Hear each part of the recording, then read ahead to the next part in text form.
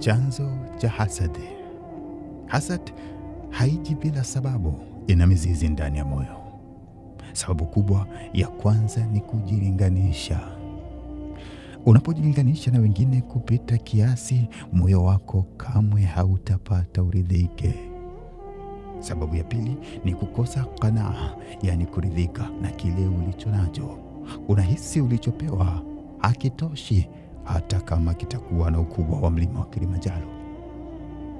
Sababu ya tatu ni udhaifu wa imani.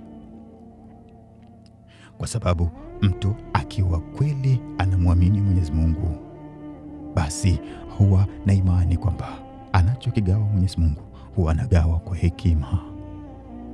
Ndani ya Qur'ani Mwenyezi Mungu anasema, a'udhu billahi minash shaitani rrajim, am yahsuduna nasa ala ma atahumullahu min fadli.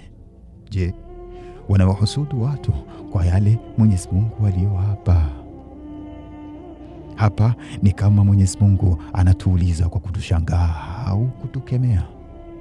Unapomhusudu mtu, je, wewe unapingana na vile Mwenyezi Mungu anavyogawa neema zake kwa waja? Hapa ndipo hasad inakuwa hatari zaidi.